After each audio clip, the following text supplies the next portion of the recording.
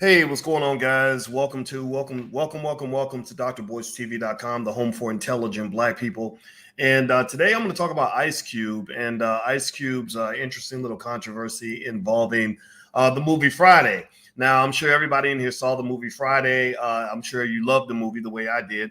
If you love the movie Friday, say everybody type the word Friday in the chat. Put the word Friday in the chat if you thought the movie was iconic. Put the word Friday in the chat if you felt like the movie was one that you wish they could bring back if Warner Brothers would get out of the way. If you love the movie Friday and think that Ice Cube was brilliant for this creation, put the word Friday in the chat. All right, so let's get started. Some of you are asking, where can you get the shirt that I'm wearing? Actually, if you go to All Black Tees, allblacktees.com, we have all different kinds of t-shirts like this one. That will allow you to flex the fact that you love Black-owned business. And also, just as a little side note, the movie Hoppy, H-A-P-I, done by Taki Grant, is being shown in Houston this week. And it's a great movie.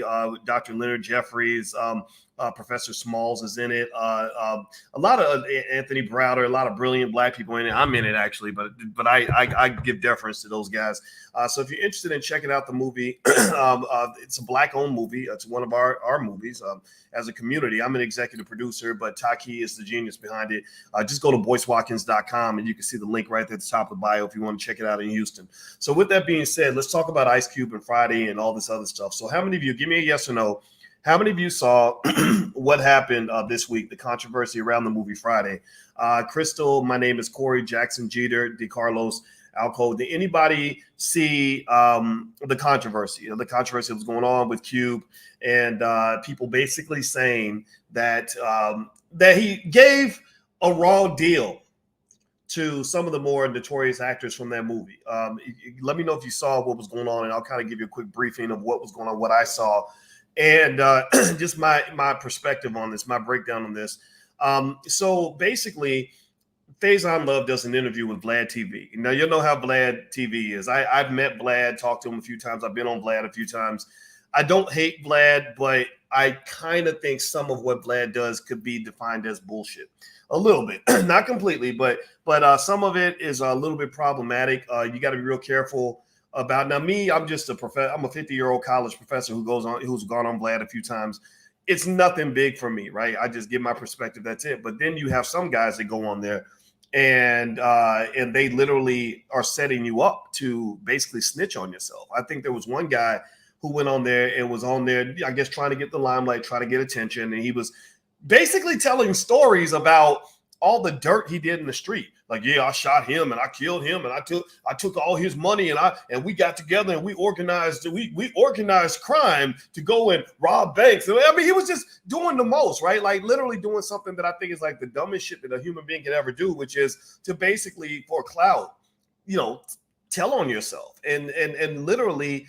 If I'm not mistaken, next thing I know, put it this way, next thing I know, this guy was facing federal charges, a lot of years in prison, and in New York on a RICO charge. Now, if you know anything about RICO charges, you know RICO charges are pretty serious. That means you can get dozens of years in prison because you were organized in your crime. I know a guy who got caught on a RICO charge, and I'm not kidding. They gave him 14 life sentences on this RICO charge. They gave his brother 20 years. They gave his sister 8 years, and they even locked up his mother. Right. So what I would just say is I'm not telling you I'm not telling you to do the dirt or not do it. That's your choice.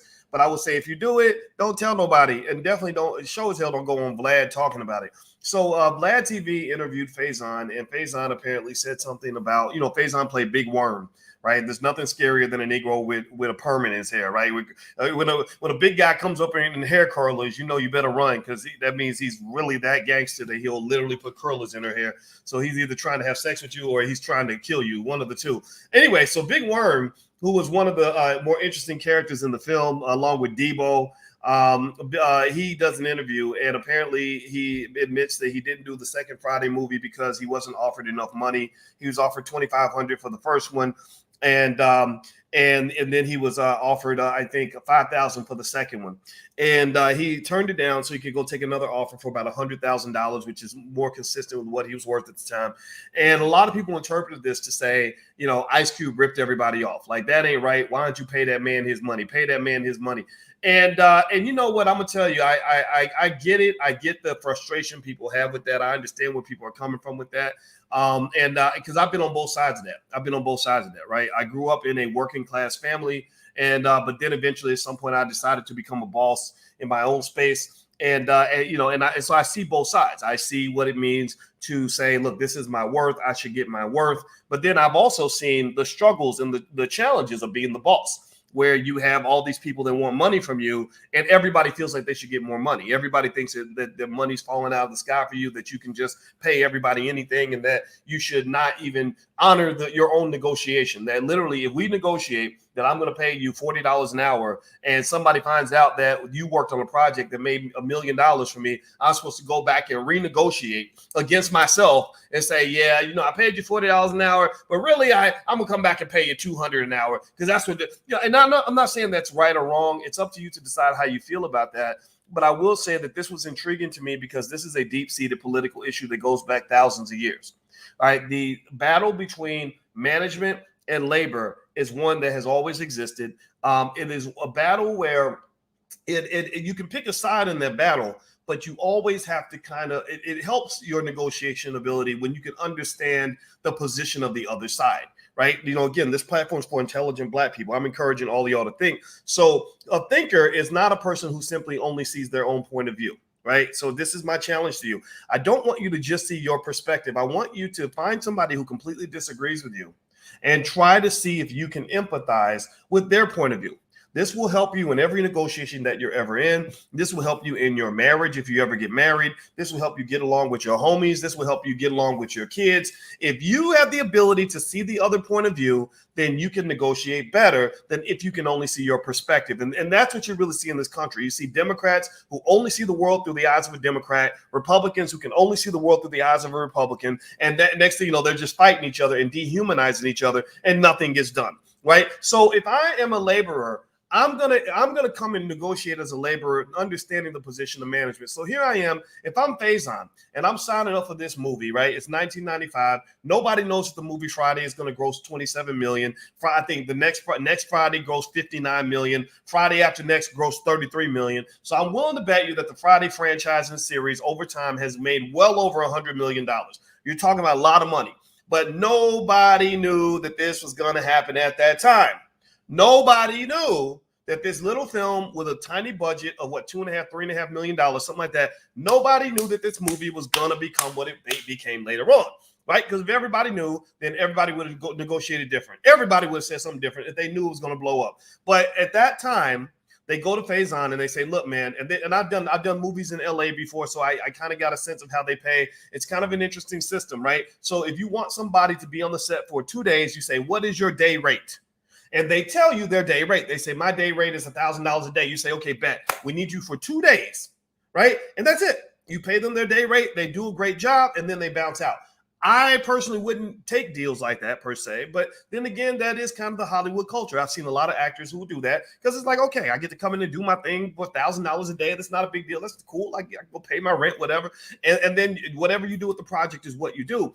The downside of that, though, is that some of the projects go on and become massive, right? Like gigantic blockbusters. And you're like, wait a minute, I'm on the cover of that DVD and I got $2,000. Man, I'm pissed. I think anybody would be pissed in that situation, right? But again, when you negotiate it, they said, what is your day rate? And you told them, and then they paid you what you asked for. Now, give me a yes or no. Is there some validity to the argument that says, look, we paid you what you asked for. Why are you mad? I mean, give me a yes or no if you can at least empathize with that argument. I'm not saying you got to agree, but let me know if you can at least understand why somebody would come to that conclusion. Like, wait a minute, you asked for $1,000 a day. I gave you $1,000 a day. Why are you mad? I don't understand why I gave you what you asked for. Right? Wait, you know, and I think that's a valid argument to be made, right? Now here's the flip side of that.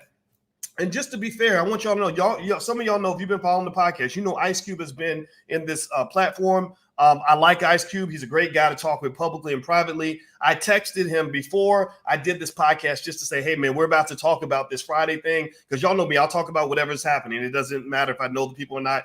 And I just said, look, it's going to be a respectful conversation, but I want to give you a chance to share any perspective that you have on this. And he basically texted back and said, I said what I said. You dig? I said, okay, I did. Got it. Cool. So he said what he said. So Ice Cube's reaction to all of this was pretty straightforward. It was, miss me with that bullshit. We this is how we pay Faison. This is how we pay Chris Tucker. Chris Tucker is another guy whose name got dragged in because now Chris Tucker is having some significant financial problems. And a lot of people feel that part of the reason Chris Tucker is having these problems is because Ice Cube didn't come through for him, which I think that's kind of a problematic way to even look at things for a few reasons. One, I don't recall hearing Chris Tucker or even Faison at any point criticizing Ice Cube. Maybe I'm wrong. Maybe it's out there somewhere, but I have not heard Chris Tucker at any point say, my life as a 50-year-old man or whatever age he is ruined because Ice Cube didn't take care of me back in the day. I have not heard that from anyone, right? And remember, this movie was made in 1995. That's a long time ago. That's 26 years ago or something like that. That's a very long time ago. I haven't heard Chris Tucker or Faison make any of these critiques. The critiques I've heard have come from people online, right? Which right there invalidates the critique to some extent, because if somebody is a victim of a crime, then the police will ask the victim, like, hey, do you want to press charges? And Faison and Chris Tucker, from what I understand, have never said, look, yeah, Ice Cube is guilty. Man, that man took my money. He did me wrong. That's never happened, right? So I think that right there kind of slams the book shut on, on really what it is, whether or not an injustice was actually served. The other piece of information that should be shared here is that Ice Cube did mention that he offered Chris Tucker, I think he said 10 to 12 million to be in the second Friday movie. And Chris chose not to do it because he become Christian. He didn't want to be, on screen smoking weed and everything else. So shout out to Chris for changing his life, making his life better. I think that's noble. It's respectable. It is what it is, right? So that piece of information is out there also. Now here's the other piece of it too, that I really don't understand, because I heard this same argument when DMX died. When DMX died, I heard some people, and again, this wasn't a majority, this was a few people out there who said, where was Jay-Z when DMX was going down? Why didn't Jay-Z come through and save DMX? DMX could have, if Jay-Z had looked out for DMX, DMX would have been all right. Man, DMX is a grown-ass man. He doesn't wear, he wasn't, the D in DMX does not stand for diapers.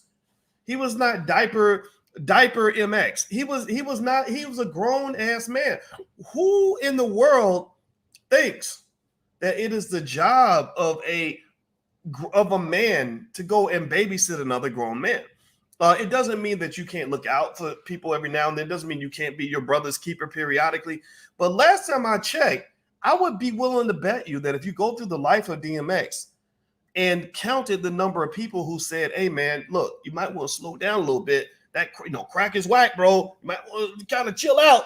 I bet you that the numbers in the hundreds or even the thousands. I bet you that thousands of people tried to help DMX at some point, said to him, hey, man, why don't you check yourself into rehab, bro? You could be as big as Jay-Z. You could be as big. You could be the next Jigga if you just kind of, slow down a little bit. I bet you he had a lot of friends who did that. And at the end of the day, he made his own decision.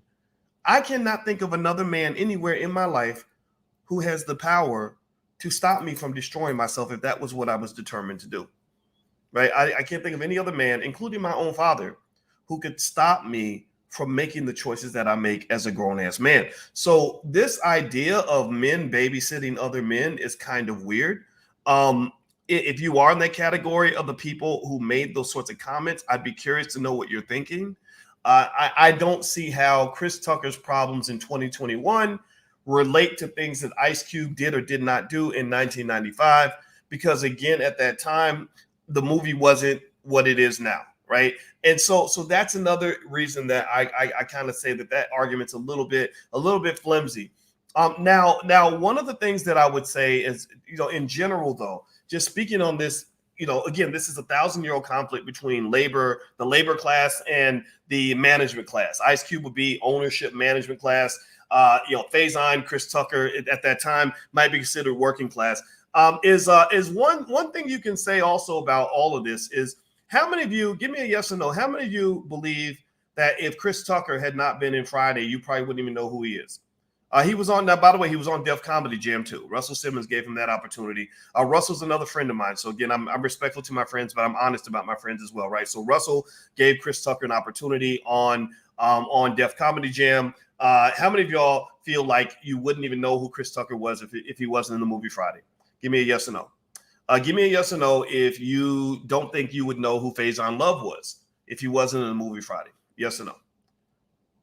All right, let's do another one. Debo. Anybody remember Debo? Debo, that was another scary one, right? You had the scary guy with the rollers in his hair, and then you had the other guy that was like real big. They'll be like, "No, I got $5," right? Right? Like think about this. You had one dude with rollers in his hair who was like really intimidating. Then you had another guy who was scaring the hell out of everybody on a bike. This is such a weird thing, right? This is such a weird, just so y'all know, this is historic, right? Just last night, we were reading Black Labor, White Wealth by Dr. Claude Anderson. There's a history of kind of positioning the black man in these awkward situations where to some extent, some of our men end up in this kind of man-child space. So the fact that Debo was riding through the hood on a bike and everybody could identify with the big, scary 250-pound black man riding a bike that's built for a little girl. Like we got that. We understood that. But the thing is, it ain't natural for a grown-ass man to be on a bike that's made for a 10-year-old. Like, that's not normal, right? But you see that. We've seen that in our neighborhood. That's why we thought it was funny. That's where the genius came in that they tapped into stuff that only black people see, but really it's a reflection of the collective dysfunction and pain that we've experienced. The drive-by, right? Being a teenager or whatever age, smoking Ice Cube, or maybe they weren't, maybe the early 20s, where you're literally worried about dying, sitting on the porch smoking weed all day.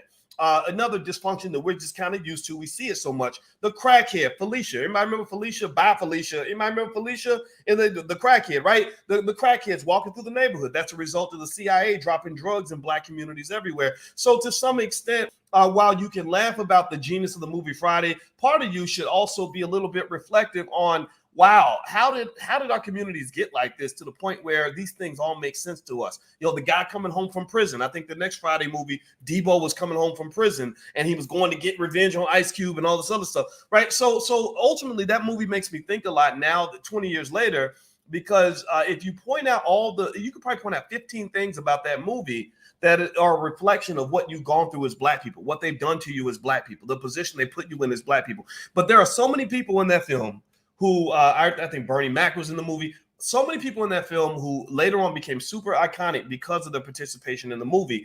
That also lends credibility to this idea that says, sometimes you sign up for things with lower compensation now because you want to get paid later, right? A lot of times the people with the paycheck mentality who say, okay, you got to pay me right now as if I am famous, as if I'm already a big shot, as if I've already succeeded.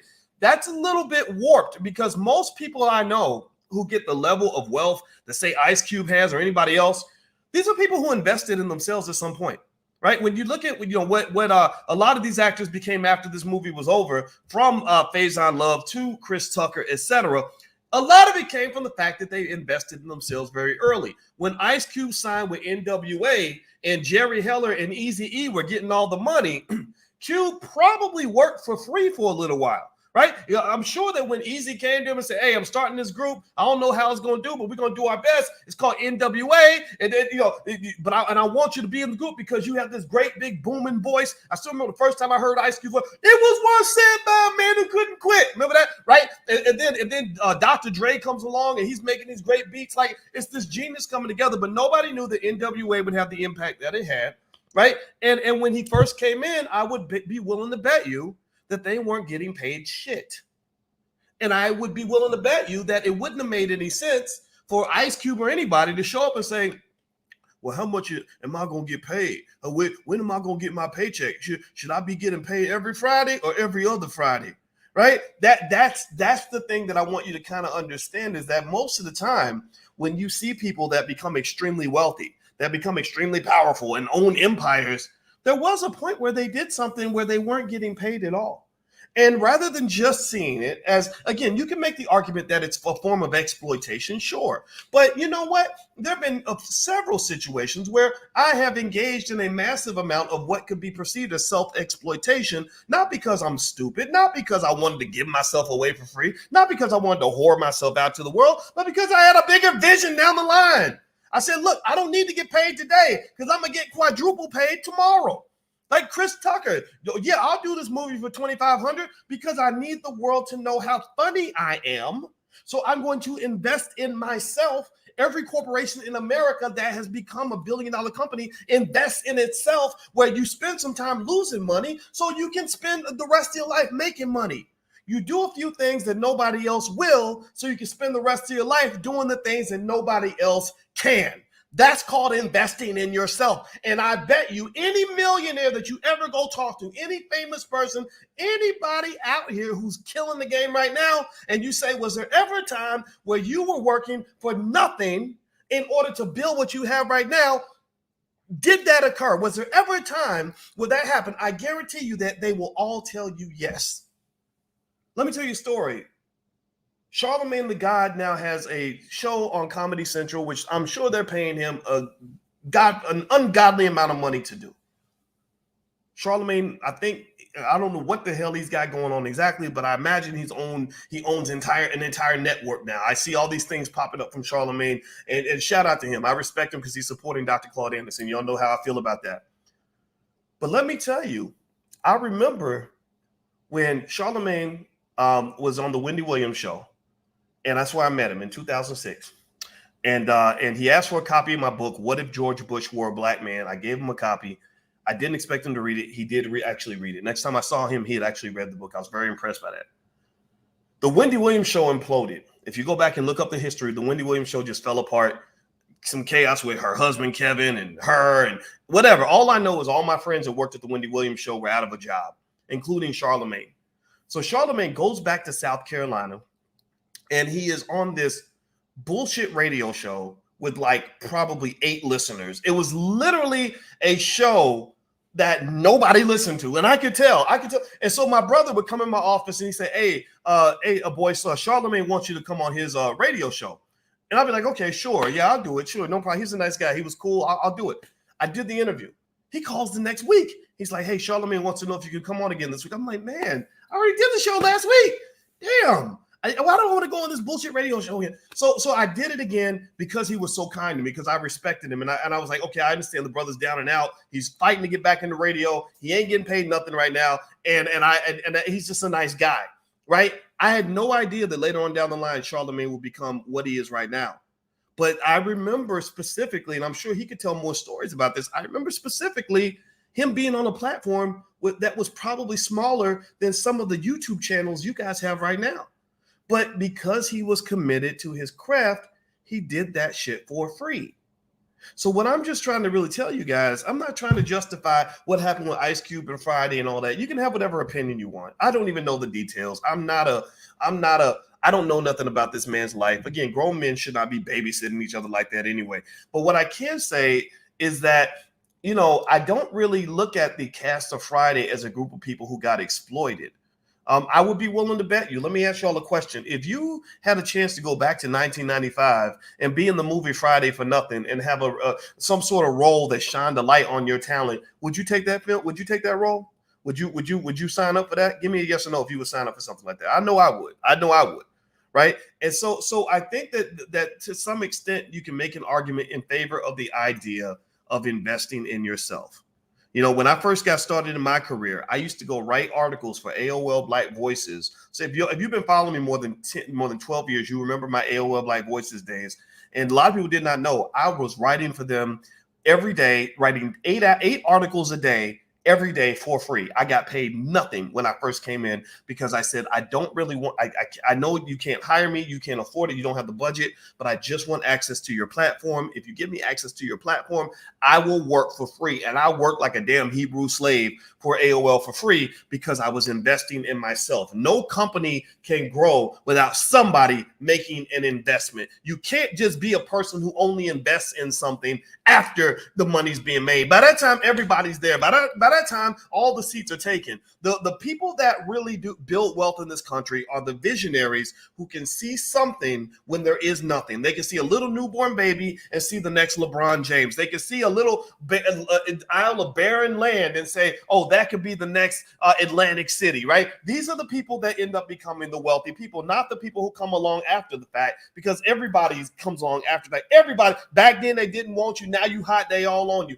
Everybody shows up after the big money's made, after the person's become famous. All the women start piling in now that they've all seen you on TV. But the woman you love is the woman who loved you and knew you and respected you back when you wasn't nothing, right? LeBron James, look at LeBron and his wife. She knew him back when he was just a raggedy little high school kid. She didn't marry King James. She married little LeBron, who had a single mother and who was literally trying to save up money to buy a bologna sandwich for lunch. Right. So just stop it, man. It's crazy to me. Now, to make a final point on that, just a little economic lesson on this. Do me a favor, by the way, please, before I make this final point, hit the thumbs up button, thumbs up, thumbs up, thumbs up. Please support the platform. Also, if you, just in case they ever cut us off, we have a text number. You can text the word voice to 31996 for us to stay connected, just in case they ever shut down the YouTube channel for any reason or whatever. We got to have a backup. So text the word voice to 31996. I'll send you a text every now and then to let you know what we have going on. Also, this week, the film Hoppy by Taki Grant is being shown in Houston. Professor James Small and another brother, Wade Nobles. Dr. Wade Nobles will be there. They're going to do a 2-day event. So if you're in the H-Town area, just go to BoyceWatkins.com. There's a link for this event, for the screening right there at the top. I'm an executive producer for the film. I won't be there at this particular screening. I went to the one in Atlanta. I'm going to go to another one in the future. But right now they're going to be in Houston. So go check it out. It's going to be excellent. All right. So and go to BoyceWatkins.com. That's where you can find the tickets. All right. So the last point I'll make on this is this. Look, now, again, while I do believe in the idea of investing in yourself, and I do argue that, it does make sense to sometimes take an L today so you can have a win tomorrow. And I believe that the actors and the cast members in the movie Friday benefited from their participation in this movie. That doesn't mean that there isn't sometimes some degree of what could be determined as exploitation within a capitalist system, right? The way capitalist systems kind of work is the people that control the capital are the ones who kind of get to decide who they want to hire, and they'll hire them for a fixed rate so that they get all the upside. So the person who controls the capital is getting the upside, but remember, they're also taking the risk on the downside. That means if there's a loss, the employees aren't the ones who show up and pay the loss. You have to pay the loss as the business owner. So that's the up and the downside of all of that. Everybody has a right to participate in that. That's why I encourage all of you to get access to capital on some level. Start by investing in the stock market on a regular basis. Put your kids in a position where they are the controllers of capital. That's where they have real power. That's the first thing. That's the first point I want to make. But the second point I want to make here is this. Look, if you want to talk about it from a big aggregate level, one of the things that you could argue in the movie Friday, let's say that while you saw Chris Tucker go on and do great things, you saw Faison Love go on and do great things, Bernie Mac, some of the other people, the guy that played Debo, I can't remember his name right now. You got somebody put his name in the chat because I want to respect the brother. Went on, did great things. There were some actors, though, who did a great job, who maybe weren't invited for the next film. Or maybe they, didn't get a chance to become super famous, but deserve some sort of compensation for what they were doing. Well, these are individuals that provide support for the argument of unionization, right? When labor itself is a type of capital. When you were slaves, you were a capital base. Your labor is what built America. You were part of the capital base. And one of the ways that Tiny Lister, thank you very much, that's his name. So the way that capital base exerts its power is through some sort of coalition. Right. So if you think about the movie Friday, let's say Friday 1 pops off and makes all this money and you got paid $1,000. So let's say that you have a collective mindset. This is where socialist, capitalist, Marxist ideas can actually be beneficial in some areas. Right. I'm not a capitalist. I'm not a Marxist. I'm a little bit of all those things depending on the situation. I think all those ideas are good in a certain context. So in that particular case, the Marxist ideology says that labor should come together. And then what they do is they come back and they say, look, you got paid big time on the movie Friday, and we're happy for you. Warner Brothers, Cube, whoever the bosses are at that time. But then you say, look, now 10 of us have all come together, or 20 of us are now collectively negotiating to say that all of us deserve to get triple what we made the last time, or all of us deserve to get a percentage of whatever the movie makes gross in the box office, not net, not profit, not a percentage of the profit. We want a percentage of the gross. I had a good conversation with Will Smith's brother, Harry. I never met Will, but I talked to Harry for hours. He's a very smart guy. I really understood why Will Smith is such a smart person, because he comes from a smart family, because Harry's a smart guy. He's a financial guy and everything else. And one of the things Harry mentioned, and I don't think he will mind me mentioning this, is he talked about how back in the day, the actors used to get a percentage of the gross. The big name actors, could negotiate like, I want 5% of the gross, 10% of the gross, or whatever. And then they started saying, well, no, how about you get a percentage of the profit, right? And that became a sucker's contract, because people didn't understand at the time that companies can manipulate what the profitability looks like. Like if you have a business and you want to appear that you didn't make a profit, you can easily do that. All you do is you pump up all the expenses and make it look like the movie's barely making it by and you can't actually afford to pay anybody, right? Like, for example, Warner Brothers still claims to this day, if I'm not mistaken, that the whole Harry Potter franchise wasn't profitable. How in the hell are you going to tell me that the whole Harry Potter franchise did make a profit? We know that that's BS, right? We all saw at least some Harry Potter movie or some piece of a Harry Potter brand somewhere. Most of y'all know who Harry Potter is, right? So ultimately, what I would say is that if I were talking to the cast members of Friday back then, and the movie had done really well the first time, I would say, okay, if you can find a way to do this, the way you can all win is if you all come back and negotiate as a collective. If you do that collectively and say, look, if you don't give us the money we deserve, then none of us are going to show up. Well, then the studio has a problem, right? The studio has a problem. Now they can't get back Felicia the crackhead. They can't get back, what was it? Was Nia Long in Friday? Or am I just making this? If I get all the hood movies mixed up, I know she was in Boys in the Hood. You can't get back Debo. You done lost Big Worm. You lost Chris Tucker. You lost everything. And so to some extent, that collective mindset can be beneficial. In fact, that's what the cast members of Friends did, if I'm not mistaken. The cast members of Friends they got together and they said, look, there's a bunch of us. Let's negotiate as a group. And when they negotiated as a group, they weren't able the studio wasn't able to kind of play them against each other, right? So that's another way to kind of look at it, because one of the things that you have to admit about America is that we have really kind of screwed over the labor class. The last 40, 50 years, capitalism has become a little bit overbearing in our society. We've become addicted to capitalism. They deliberately and systematically destroyed labor unions in the 1960s and 70s. In the 1960s, America was actually a decent country in that you had your wealthy people getting paid at a high level, but workers also made enough money to buy a house and get a two-car garage and a white picket fence and live the American dream. That's all gone and that's all dead. That's one of the reasons why I have consistently told you all, as Black people, get off the goddamn boat. Like, get off the American capitalism labor boat, because they're training you to be the laborers because they need to exploit you in order for the capitalism to work. Capitalism is a big fat Jabba the Hutt beastly animal that sucks the blood out of poor people, right? So what I'm saying to you is stop raising your children to be poor people or just purely working class. Teach them to also find a way to participate in the capitalist system by being owners of capital. Is it right? No, it's not right. Do I feel like capitalism is the best way to do everything? No, I don't. Capitalism's terrible. It's going to destroy America. But when we're talking about the boat that we're on as Black people, we must train our children to own stocks, own real estate, and learn how to start businesses so they can have economic options.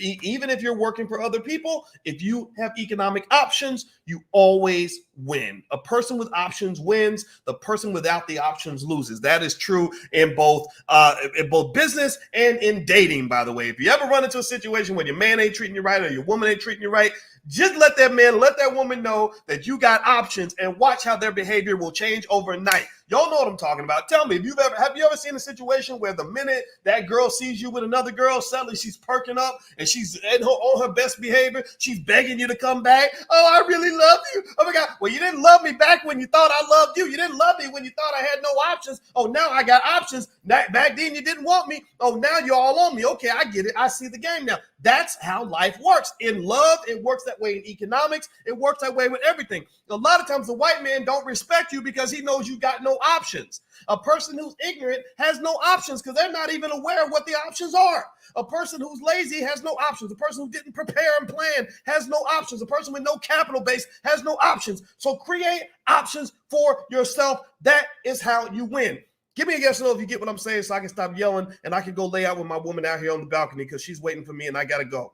Give me a yes in the chat if my message got through to you. Again, y'all know me. We started off talking about Ice Cube in the movie Friday, but really Ice Cube Friday, all that stuff is less important than you. I never talk about a topic unless there is something we can collectively learn about the topic. This is not about gossiping about the relationship between Ice Cube and Chris Tucker or Faison Love's career. No, this is about you, about understanding the dynamics of this whole system so that your kids don't get played.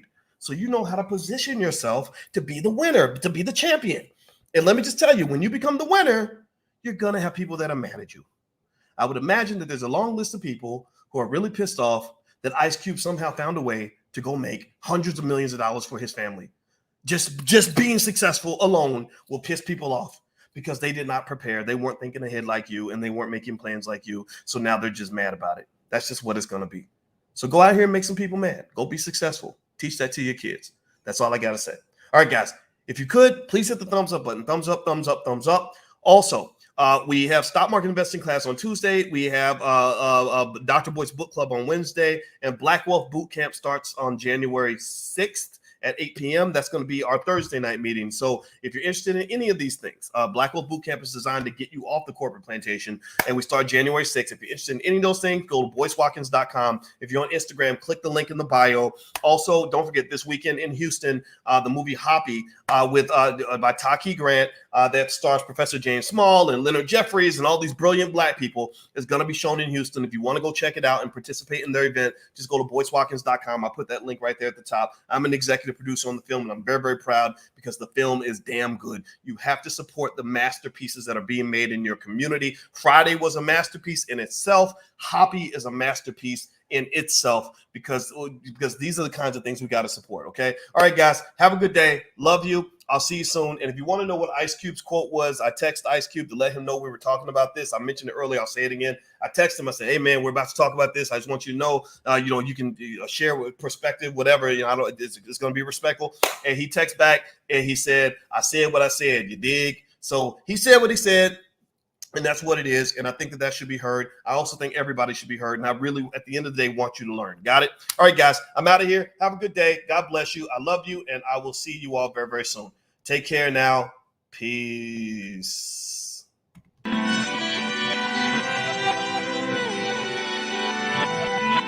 Here we are, clan the isms, cataclysm, great.